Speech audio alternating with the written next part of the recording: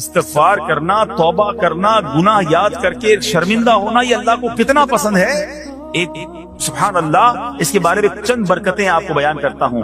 بڑی عظیم برکت یہ ہے کہ اس کی بدولت بندے کا تنگی اور غم دور ہو جاتا ہے. حدیث پاک میں ہے جو ہمیشہ استغفار کرتا رہے اللہ پاک اس کے لیے ہر تنگی سے نکلنے کا راستہ بناتا ہے، ہر فکر و غم سے اسے خلاصی عطا فرماتا ہے. اس کی ایک برکت یہ بھی ہے کہ ایسے بندے کو اللہ پاک غیب سے رزق عطا فرماتا ہے. حدیث پاک میں ہے استغفار کرنے والے کو اللہ وہاں سے رزق عطا فرماتا ہے جہاں اس کا گمان بھی نہیں ہوتا. اتنی مہنگائی ہے، اتنی مشکلیں ہیں، اتنی تنگی ہے، لوگ قرضے میں ہیں، کبھی ادھر جاتے ہو کبھی ادھر جاتے ہو. ارے بھائی سب کے پاس جاتے ہو، رب کے پاس کیوں نہیں جاتے؟ استغفار کرنا شروع کر دو، فرمایا ادھر سے روزی دے گا جہاں تمہارا گمان بھی نہیں جائے گا.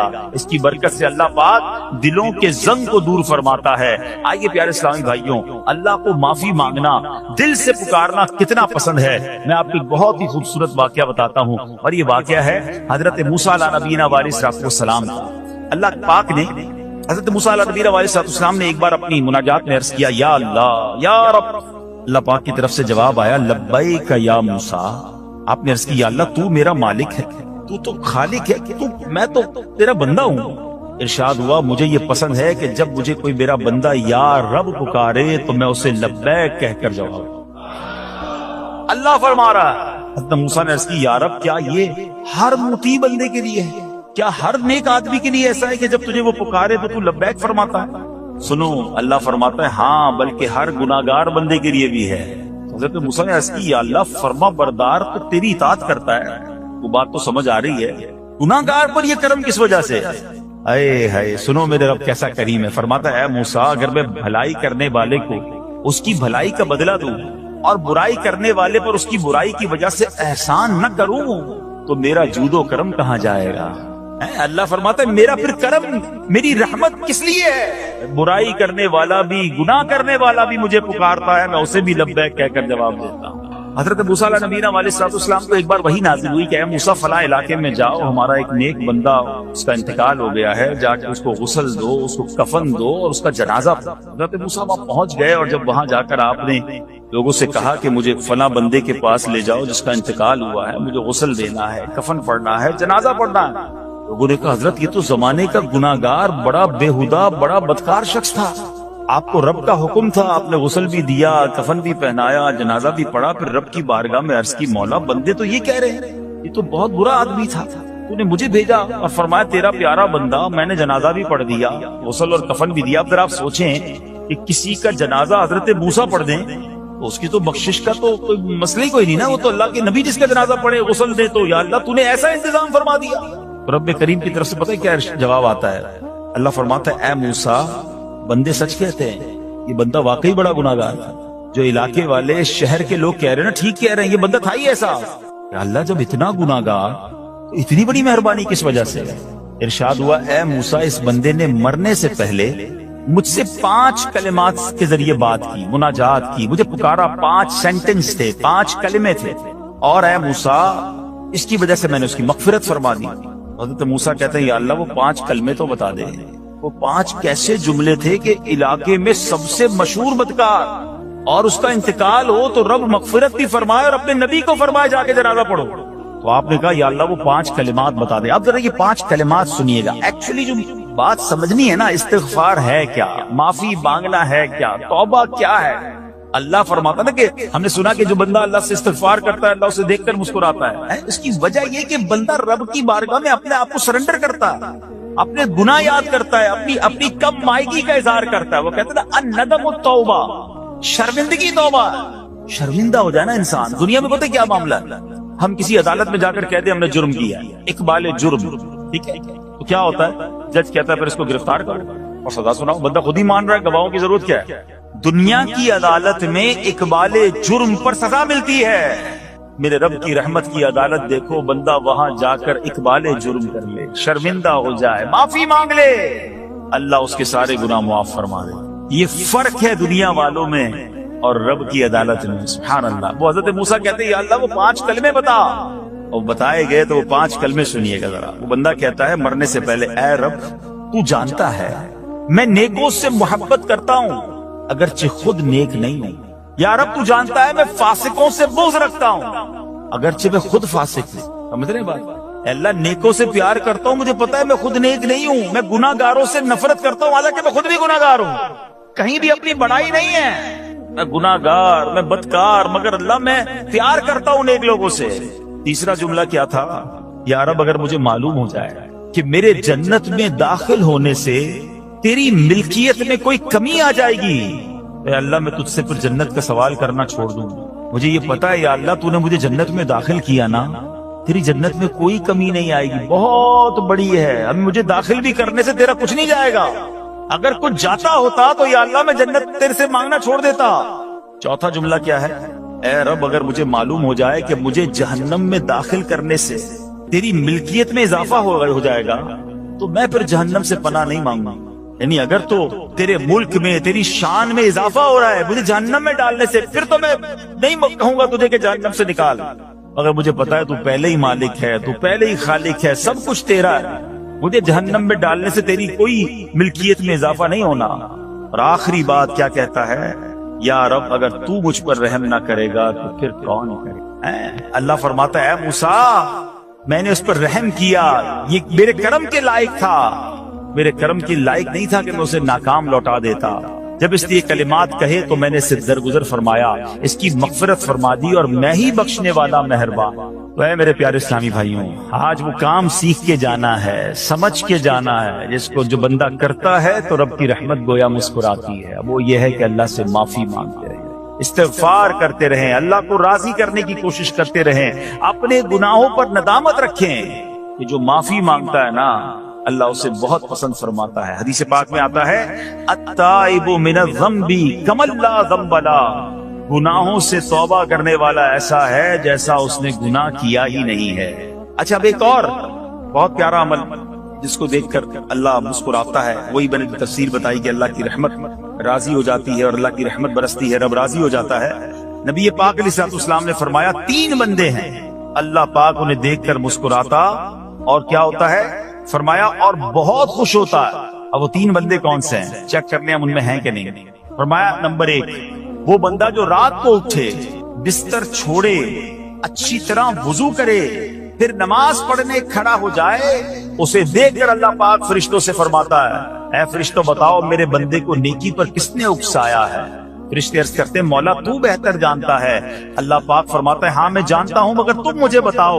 فرشتے عرض کرتے ہیں اے مالک کریم تو نے اسے ایک چیز یعنی جہنم کا خوف دیا ہے، یہ اس سے ڈرتا ہے. اے اللہ تو نے ان کو ایک چیز جنت کی امید دلائی ہے، یہ اس کی امید رکھتا ہے. اے اللہ یہی خوف اور امید ہے جس نے اسے رات کی نیند قربان کر کے تیرے حضور کھڑے ہونے پر ابھارا ہے.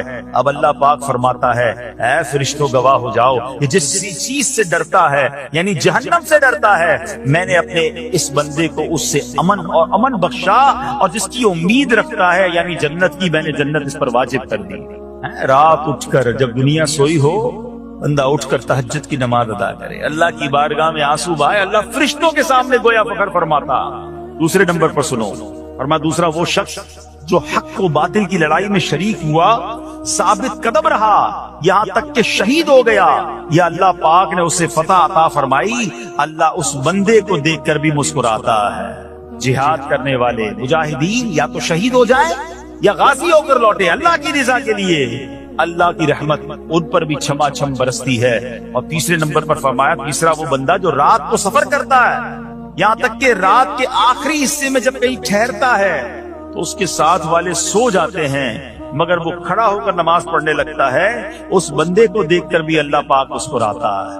اجتماعی عبادت کے بڑے فائدے ہیں، اجتماع میں آنا، محفل میں آنا، دعا میں شرکت کرنا بہت اچھی بات، مگر اپنی عادت ایسے بھی بنائیں کہ کچھ عبادتیں ایسی کریں کہ میں جانوں اور رب جانے. یہ جو رات اٹھ کر دعا کا لطف ہے، رات اٹھ کر جو نماز پڑھنے کا لطف ہے نا، جب ساری دنیا سو رہی ہے اور بندہ اپنے رب کی بارگاہ میں حاضر ہے. علماء کہتے ہیں دن کے نوافل کے مقابلے میں رات کے نوافل افضل ہیں، کیونکہ رات سکون ہوتا ہے، رات رقت قلبی ملتی ہے، سبحان اللہ رحمت الہی چھما چھم برستی ہے.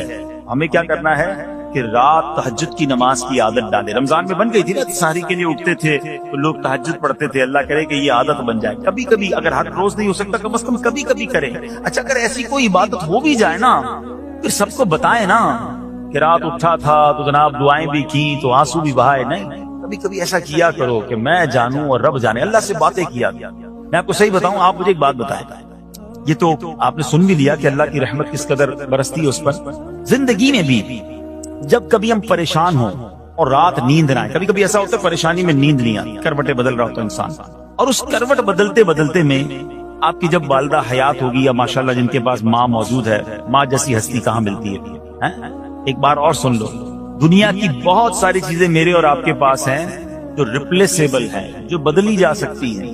موبائل فون لیتے ہیں, بڑی خوشی سے لیتے ہیں, مگر نیا ماڈل آتا ہے تو لوگ بدل دیتے ہیں. سواری لیتے ہیں, بڑی خوشی ہوتی ہے, مگر جب نئی سواری آتی ہے تو ریپلیس بدل دیتے ہیں. ماڈل نیا آ گیا بھائی, اب وہ پرانی لگتی ہے.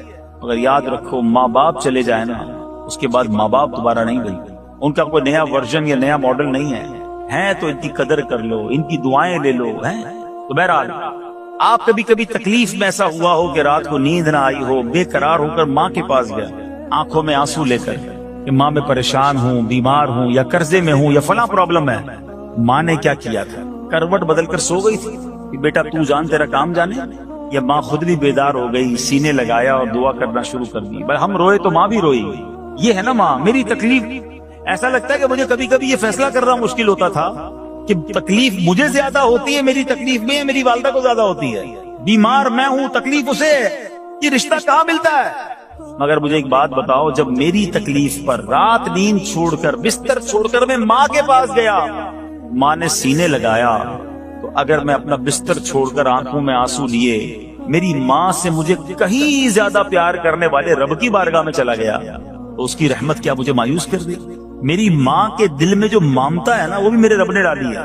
تو رب کی رحمت کتنی ہوگی.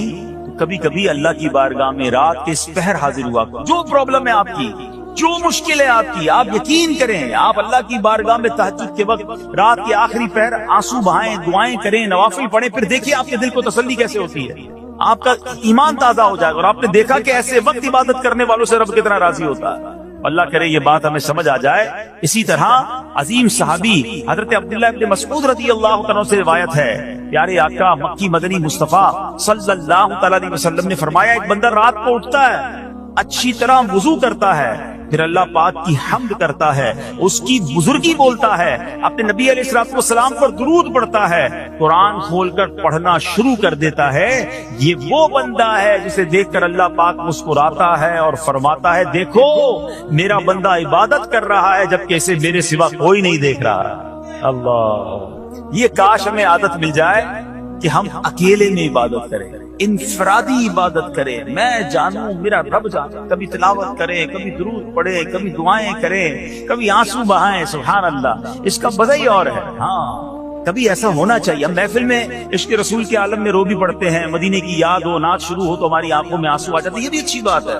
مگر کبھی کبھی رات ایسی بھی ہونی چاہیے کہ دل میں ہو یاد تیری گوشے تنہائی, دل میں ہو یاد تیری گوشے تنہائی ہو, پھر تو خلوت میں عجب انجمن آرائی. کبھی زندگی میں ایسی راتیں بھی آنی چاہیے. وہ ہے نا, جاگ اٹھا اشکوں کا مقدر, عشق نبی میں روتے روتے کیسی گزری رات نہ پوچھو. کبھی کبھی ایسی رات بھی گزرنی چاہیے کہ آقا کی یاد میں آنسو بہ رہے ہوں, مدینے کی یاد میں, گھر والوں کو بھی پتہ نہ چلے. ہلکی ہلکی آواز میں کبھی نعت شریف لگا لیا کریں, کبھی مناجات لگا لیا کریں. ہم پتہ نہیں کیا دیکھتے دیکھتے سوتے ہیں. کاش انہی تصورات میں آنکھیں بند ہوں کہ میں سو جاؤں یا مصطفیٰ کہتے کہتے, میں سو جاؤں یا مصطفیٰ کہتے کہتے, کھلے آنکھ صلی علی کہتے.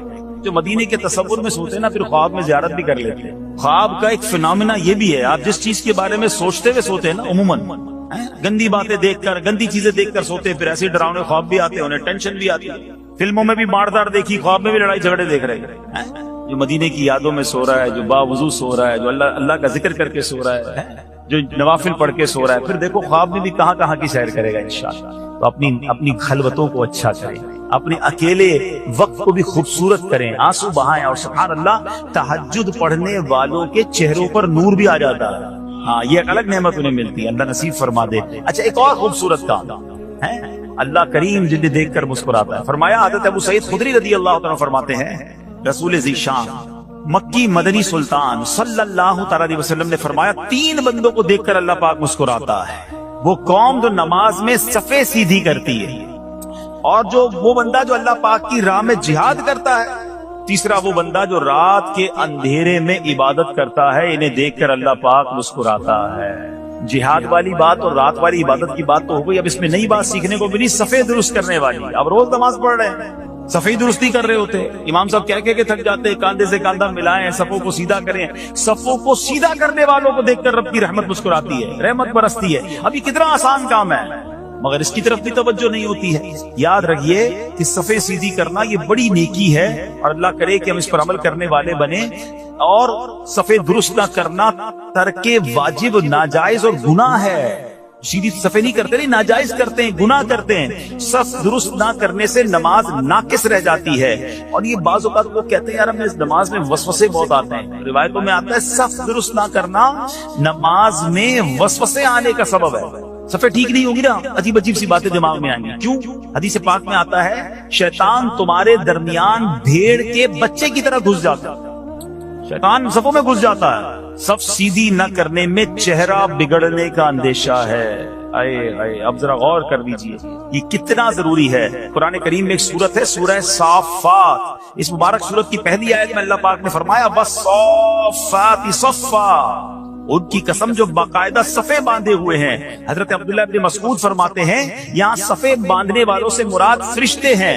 حضرت جابر بن سمورہ رضی اللہ تعالیٰ عنہ فرماتے ہیں ایک دن پیارے آقا مکی مدنی مصطفیٰ صلی اللہ علیہ وسلم تشریف لائے اور فرمایا تم ایسے صف کیوں نہیں بناتے جیسے فرشتے صفیں بناتے ہیں؟ ہم نے عرض کی یا رسول اللہ صلی اللہ علیہ وسلم فرشتے کیسے صف بناتے ہیں؟ فرمایا پہلے اگلی صف مکمل کرتے ہیں اور خوب مل کر کھڑے ہوتے ہیں۔ سبحان اللہ، مبارک ہو مسلمانوں کو صفیں سیدھی کرتے ہیں، اچھی طرح کاندھے سے کاندھا ملاتے ہیں، گویا یہ فرشتوں کا کام کر رہے ہیں، فرشتوں والا کام کر رہے ہیں۔ تفسیر طبری میں ہے فاروق اعظم رضی اللہ عنہ کا یہ معمول تھا، جب نماز پڑھانے لگتے تو نمازیوں کو فرماتے صفیں سیدھی کر لو، اے فلاں ذرا آگے ہو جاؤ، اے فلاں ذرا پیچھے ہو جاؤ۔ پھر فرماتے بے شک اللہ پاک تمہیں فرشتوں کی طرح دیکھنا پسند فرماتا ہے۔ تو صفیں سیدھی رکھنا یہ فرشتوں کا انداز ہے، اور اللہ کی رحمت خوب برستی ہے، گویا رب مسکراتا ہے انہیں دیکھ کر۔ تو اے میرے پیارے اسلامی بھائیوں، اور بھی بہت سارے کام ہیں جس کو دیکھ کر، جن کو کرنے سے اللہ کی رحمت چھما چھم برستی ہے۔ بہرحال جب نے 3-4 باتیں سنی ہیں، آج سے اس کو نیت کر لیتے ہیں کہ خوب اللہ کی بارگاہ میں ہم استغفار کریں گے، اپنے گناہوں پر معافی مانگیں گے۔ انشاءاللہ راتوں کو اٹھ کر جب لوگ سو رہے ہوں گے اللہ کی بارگاہ میں عبادت کریں گے۔ اسی طرح فرمایا کہ صفوں کو درست کریں گے، اور انشاءاللہ رب کی بارگاہ سے خوب رحمتیں لوٹیں گے۔ اے میرے پیارے اسلامی بھائیوں، یہ سب کب ہو سکے گا؟ کہ جب ہم اچھے ماحول میں رہیں گے۔ تہجد تو جب پڑھیں گے نا، جب پہلے فرض پڑھیں گے، جس کی فرضی قضا ہو رہی ہے اس کو تہجد کی باری کب آئے گی؟ استغفار تو جب کرے گا جب ایسے ماحول میں آئے گا کہ جہاں گناہوں کو یاد دلا کر معافی مانگنے کا ہمیں انداز اور اس کی فکر دی جائے۔ تو آج کے اس پرفتن دور میں دعوت اسلامی کا یہ پیارا ماحول آپ کے سامنے ہے، اس ماحول سے وابستہ رہیں۔ ہفتہ وار اجتماع میں، مدنی قافلوں میں، ہفتہ وار مدنی مذاکرے میں شرکت کرتے رہیں گے تو انشاءاللہ ان نیکیوں کا جذبہ بھی ملتا رہے گا، اور انشاءاللہ ایسے کام کرنے میں اللہ کرے کامیاب ہو جائے۔ تصور ہی کتنا پیارا ہے، یقین کریں، میں شاید پتہ نہیں وہ فیلنگ آپ کو محسوس ہو رہی ہے کہ نہیں، یہ تصور ہی کتنا پیارا ہے کہ کبھی میں کوئی ایسا عمل کر لوں کہ رب کی رحمت مجھے دیکھ کر مسکرا دے، اللہ راضی ہو جائے، اللہ خوش ہو جائے، اور کیا چاہیے؟ میری تو زندگی کا حاصل ہو گیا نا۔ تو اب یہ 3-4 کام آپ نے سن لیے ہیں، اس کو عمل کرنا شروع کر دیں۔ اللہ کریم سے دعا کرتا ہوں کہ رب کریم اپنی رضا والے کام ہمیں بڑھ چڑھ کر کرنے کی توفیق عطا فرمائے۔ اللہ پاک ہم سب کو عمل کرنے کی توفیق عطا فرمائے۔ صلو علی الحبیب۔ تو نبی پاک فرماتے ہیں قرآن پڑھنے والے کہ یہی لوگ اللہ والے اور خواص میں شامل ہیں، خاص لوگوں میں شامل ہیں، اللہ والے ہیں جو قرآن پڑھنے والے ہیں۔ اب سوچو کہ ہم قرآن کتنا پڑھتے ہیں۔ اب چند سورتوں کی فضیلت بھی سن لو۔ بندہ کہ یار پورا قرآن پڑھنے میں تو ٹائم لگے گا، پورا ہی پڑھنا ہے، لیکن جب جب موقع ملے تو میں کچھ آپ کو خاص صورتیں بتا دیتا ہوں جس کی برکتیں سنتے جاؤ۔ پیارے آقا علیہ الصلوۃ والسلام فرماتے ہیں اپنے گھروں کو قبرستان مت بناؤ، بے شک جس گھر میں سورہ بقرہ پڑھی جاتی ہے شیطان اس گھر سے بھاگ جاتا۔ جب جب ڈھائی پارے 2.25 پارے اگر صحیح پڑھنا ہے تو 1 گھنٹے میں ہو جاتی ہے سورہ بقرہ. 1 گھنٹہ نہیں، شیطان بھاگ جائے برکتیں آ جائیں گی نا. جس گھر میں شیطان ہوگا کدھر سے برکتیں آنی؟ سورہ بقرہ اپنے گھر میں پڑھیں. جب مہینے میں 1 بار پڑھ لیں. روز کا آدھا پارہ پڑھیں تو 4 دن میں 5 دن میں سورہ بقرہ ختم ہو جائے گی. پڑھنے والے تو بنے نا. سنیے سورہ کہف کی کیا فضیلت ہے. پیارے آقا علیہ الصلوۃ والسلام فرماتے ہیں جو سورہ کہف کی پہلی 10 آیتیں یاد کر لے دجال سے محفوظ رہے گا. صرف 10 آیتیں. ایک اور جگہ نبی پاک نے فرمایا جو سورہ کہف کی آخری 10 آیتیں یاد کر لے دجال سے محفوظ رہے گا. اور سبحان اللہ اب جمعے کے دن سورہ کہف پڑھے اس کی الگ فضیلت ہے. سورہ یاسین کثرت سے پڑھا کرے. پیارے آقا فرماتے ہیں بے شک ہر چیز کا دل ہے اور قرآن کا دل سورہ یاسین ہے. جو 1 مرتبہ سورہ یاسین پڑھے گا اس کے لیے 10 مرتبہ قرآن پڑھنے کا ثواب لکھا جائے.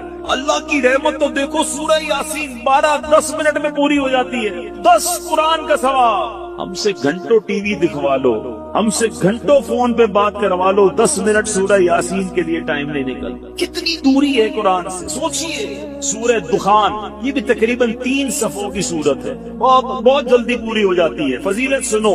پیارے آقا علیہ الصلوۃ والسلام نے فرمایا ترمذی کی حدیث جو کسی رات میں سورہ دخان پڑھے گا تو صبح ہونے تک 70,000 فرشتے اس کے لیے دعائیں مغفرت کرتے رہے. ہم ایک امام صاحب سے دعا کرا کے بڑے خوش ہوتے ہیں. فلاں مولانا صاحب آئے تھے میں نے ان سے دعا کرائی. بڑی اچھی بات ہے، بزرگوں سے کرانی چاہیے. مگر اس بندے کی خوش قسمتی کے کیا کہنے کہ 70,000 فرشتے ساری رات اس کے لیے دعا کر رہے ہیں. پڑھ لیجئے سورہ دخان. کتنی دیر لگتی ہے سورہ دخان پڑھنے میں؟ سبحان اللہ. سورہ ملک یہ مدنی انعام بھی ہے. روزانہ رات کو جو سورہ ملک پڑھتے ہیں انہیں مبارک ہو. دعوت اسلامی کے مدرسۃ المدینہ بالغان میں بھی پڑھ کر سنائی جاتی ہے. نبی پاک علیہ الصلوۃ والسلام نے فرمایا بے شک قرآن میں 30 آیتوں پر مشتمل ایک سورت ہے جو اپنے قاری کے لیے شفاعت کرتی رہے گی یہاں تک کہ اس کی مغفرت کر دی جائے گی. یہ تبارک الذی بیدہ الملک ہے. 30 آیتوں والی سورت ہے. چند منٹ لگتے ہیں. اے میرے میٹھے اسلامی بھائیوں میں نے مختصر وقت میں آپ کو کچھ قرآن پاک کے فضائل بیان کیے ہیں، کچھ اہمیت اجاگر کرنے کی کوشش کی ہے. سورہ اخلاص کتنی مختصر سورت ہے. اللہ کی رحمت دیکھو ہم پر کتنا برسنا چاہتی ہے. پیارے آقا علیہ الصلوۃ والسلام نے فرمایا مسلم شریف کی حدیث ہے آقا فرماتے تم میں سے کوئی شخص رات میں 1/3 قرآن کیوں نہیں پڑھتا؟ 1/3 قرآن کیوں نہیں پڑھتا؟ صحابہ کرام نے عرض کیا حضور کوئی شخص 1/3 قرآن 1/3 قرآن رات میں کیسے پڑھ سکتا؟ نبی پاک علیہ الصلوۃ والسلام نے فرمایا قل هو اللہ احد 1/3 قرآن کے برابر ہے. گویا کوئی 3 بار سورہ اخلاص پڑھ لے پورے قرآن کا ثواب عطا. اور کمال کا وظیفہ ہے. مگر ہم غلطی یہ کرتے ہیں کہ ہم اتنے مبارک وظیفے کو کثرت سے نہیں پڑھتے. آج بہت خوبصورت ایک روایت سنانے جا رہا ہوں. نبی پاک علیہ الصلوۃ والسلام کے صحابہ بعض صحابہ نے فرمایا کہ جس مجلس میں، جس محفل میں، جس اجتماع میں سرور کائنات صلی اللہ تعالی علیہ وسلم پر درود پاک پڑھا جاتا ہے اس مجلس سے ایک نہایت پاکیزہ خوشبو مہکتی ہے. ہم نارملی خوشبو لگاتے وقت کیا پلان کرتے ہیں کہ ایسی خوشبو ہو کہ تھوڑا دور تک جائے. عطر والے کو کہتے ہیں نا یار ذرا لانگ لاسٹنگ دینا، ایسا عطر پرفیوم دینا جو دیر تک رہے اور دور تک مہکے. آؤ میں بتاتا ہوں درود پڑھنے والوں جب تم درود پڑھتے ہو تو خوشبو کدھر تک جاتی ہے. صحابہ کہتے ہیں جب کسی مجلس میں کسی محفل میں درود پڑھا جاتا تو اس درود کی مہک آسمانوں تک جاتی ہے اور وہاں اللہ کے فرشتے اس خوشبو کو جب محسوس کرتے ہیں تو کہتے ہیں زمین پر کسی مجلس میں ہو نہ ہو کہیں آقا کے دیوانے جمع ہو کر نبی پاک پر درود و سلام کا نذرانہ پیش کر رہے ہیں. یعنی یہاں ہم درود پڑھے وہاں فرشتوں کو پتہ چل جاتا کہ کہیں درود پڑھا جا رہا ہے جس کی یہ مہک ہے، اس کی یہ خوشبو ہے جو آسمانوں تک پہنچ رہی ہے. اللہ اکبر. نبی پاک علیہ الصلوۃ والسلام ایسے ان کا ذکر اتنا مہکا، ان کی بات کرے تو خوشبو نکلے تو خود نبی پاک علیہ الصلوۃ والسلام کی خوشبو کا عالم کیا ہوگا. میں بڑے بڑے حسین بڑے اسپیشل لوگوں کی لوگ بات کرتے ہیں، لوگ کہتے ہیں بہت حسین ہے فلاں فلاں جناب، بڑا اس کو لوگ فالو کرتے ہیں، اس کے فینز ہیں، اس کے فالوورز ہیں۔ دنیا داروں کی جو محبت میں گرفتار ہیں، میں ایک سوال کرنا چاہتا ہوں، ساری دنیا میں کوئی کتنا ہی حسین کیوں نہ ہو، اس کے پسینے سے بدبو آتی ہے، ٹھیک ہے نا جناب؟ کوئی کتنا ہی طرح دار کیوں نہ ہو، ایٹیکیٹس والا کیوں نہ ہو، جو بڑا نازک کیوں نہ ہو، مگر جب وہ تھوکتا ہے تو اس کے تھوک سے لوگوں کو گھن آتی ہے۔ Nobody like it۔ کس کو تھوک اچھا لگتا؟ میں سرور کائنات علیہ الصلوۃ والسلام کے مبارک چہرے کی بات نہیں کروں گا کہ اس چہرے میں تو رب نے کیسا حسن عطا فرمایا کہ مولانا حسن رضا خان صاحب لکھتے ہیں، ایسا تجھے خالق نے طرح دار بنا، ایسا تجھے خالق نے طرح دار بنایا، یوسف کو تیرا طالب دیدار بنایا، کونین بنائے گئے سرکار کی خاطر، کونین کی خاطر تمہیں سرکار بنایا۔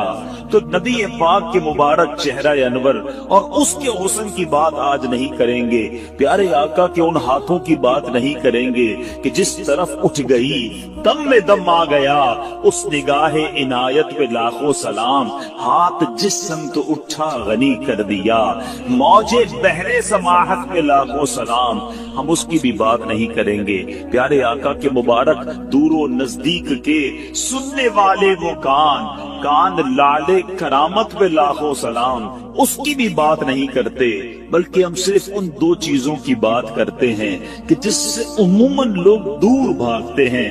میں اور آپ پرفیوم کیوں لگاتے ہیں، عطر کیوں لگاتے ہیں؟ کہ میرے اور آپ کے پسینے سے کسی کو بدبو نہ پہنچے، ایسا ہی ہے نا؟ بندہ اپنے پسینے سے کسی اور کو تکلیف نہ ہو، اچھی بات ہے، سنت کی نیت بھی ہو اور یہ بھی ساتھ نیت ہو کہ میری وجہ سے کسی مسلمان کو تکلیف نہ ہو، عطر لگانے کا بھی ثواب ملے گا۔ لیکن آج بتاتا ہوں میرے آقا کا پسینہ کیسا تھا، نبی پاک کا لعاب دہن کیسا تھا۔ We just talk about these two things۔ ہم فقط ان دو چیزوں کی آج بات کرتے ہیں، ذرا غور کیجئے۔ باقی نبی پاک کے کمالات تو بیان ہی نہیں کر سکتے نا، بڑے بڑے علماء نے کوشش کی، عاشقوں کے امام نے بھی قلم اٹھایا، جس نے بھی کوشش کی وہ عاجز ہو گیا، حیران ہو گیا۔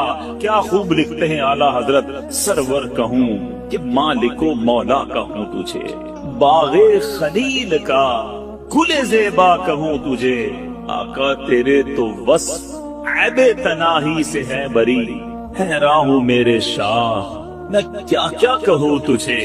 آج اس شعر کا مطلب بھی تھوڑا سا سمجھ لو۔ عیب تناہی، علماء بیٹھے ہیں ماشاءاللہ، یہ کیا ہے، اس کے پیچھے کیا لکھا ہے اعلیٰ حضرت نے؟ مثال کے طور پہ اگر آج میں آپ سب کو کاغذ بھی دے دوں، قلم بھی دوں اور کہوں ذرا لکھو کسی پرسنل، جس شخصیت سے آپ پیار کرتے ہیں اس کے اوصاف لکھیں، اس کی خوبیاں لکھیں، آپ لکھنا شروع کریں گے، 10 لکھ دیں گے، 15 لکھ دیں گے، 50 لکھ دیں گے، اس کے بعد آپ مجھے سارے قلم کاغذ واپس دے دیں گے کہ بھائی آپ نے کیا لکھا؟ آپ لکھیں گے بڑا حسین ہے، خوبصورت ہے، ملنسار ہے، مسکراتا ہے، مدد کرتا ہے، خیال کرتا ہے، حوصلہ بڑھاتا ہے۔ 10 15 20 پھر رک جائیں گے نا قلم، اسٹاپ۔ آپ کہیں گے جناب یہ جس سے میں پیار کرتا ہوں نا، یہ اس کی تعریف ہے۔ اعلیٰ حضرت کہتے ہیں یہ جو چیز ختم ہو جاتی ہے نا، تعریف رک جاتی ہے، تعریف اینڈ ہو جاتی ہے، یہ بھی تو ایک عیب ہے۔ تناہی، اینڈ ہو جانا۔ اعلیٰ حضرت کہتے ہیں نبی پاک کی ذات وہ ہے جن کے اوصاف ختم ہی نہیں ہوتے ہیں۔ 1400 سال سے زیادہ وقت گزر گیا ہے، آج تک لکھنے والے لکھ رہے ہیں۔ بات ہے کہ پوری نہیں ہو رہی ہے، بات ہے کہ ختم ہی نہیں ہو رہی ہے۔ امام لکھتے ہیں تیرے تو وصف عیب تناہی سے ہیں بری، حیران ہوں میرے شاہ میں کیا کیا کہوں تجھے، لیکن رضا نے ختم سخن اس پہ کر دیا، خالق کا بندہ خلق کا آقا کہوں تجھے۔ تو نبی پاک علیہ الصلوۃ والسلام کی فقط ان دو چیزوں کی بات کرتے ہیں۔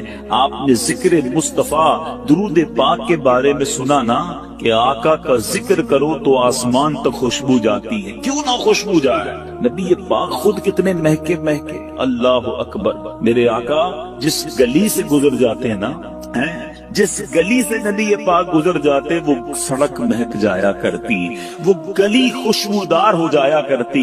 صحابہ کرام کو جب نبی پاک کو تلاش کرنا ہوتا کسی سے پوچھتے نہ تھے کہ نبی پاک کہاں گئے ہیں، سڑک کے کنارے کھڑے ہوتے، خوشبو بتا دیتی کہ آقا گزر کر گئے ہیں۔